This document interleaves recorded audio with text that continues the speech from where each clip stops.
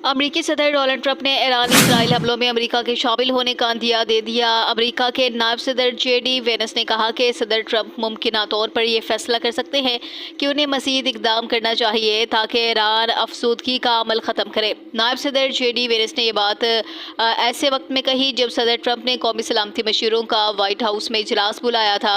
1 घंटे जारी इस इजलास में क्या फैसले किए गए इसकी तफसीलात तो नहीं बताई गई। तहम अमरीकी मीडिया ने शवाहिद के बना पर दावा किया कि अमरीका इस बात पर गौर कर रहा है कि वो भी इसराइल के साथ ईरान पर बमबारी में शामिल हो।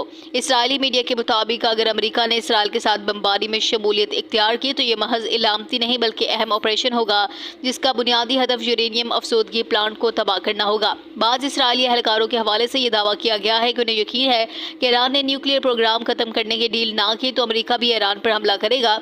अमरीका के सदर डोनाल्ड ट्रंप और इसराइली वज़ीर-ए-आज़म नेतन्याहू का टेलीफोनिक राब्ता हुआ है। इसराइली मीडिया के मुताबिक ये बातचीत व्हाइट हाउस में कौमी सलामती बशीरों के अहम इजलास से पहले की गई। ताहम ये वाज़ेह नहीं हो सका कि सदर ट्रंप ने इसराइली वज़ीर-ए-आज़म को क्या यकीन दहानी कराई।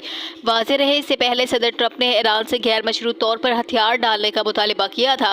उन्होंने दो टोक अंदाज से कहा कि उन्हें मुज़ाकरात में दिलचस्पी नहीं, वो ईरान के न्यूक्लियर प्रोग्राम का हकीकी खात्मा चाहते हैं।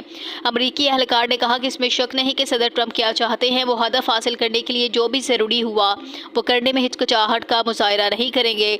अमरीकी सदर ने यह भी कहा कि उन्हें इल्म है कि ईरान के सुप्रीम लीडर आयतुल्लाह ख़ामनाई कहाँ हैं, मगर कम से कम अभी उन्हें कत्ल नहीं किया जाएगा।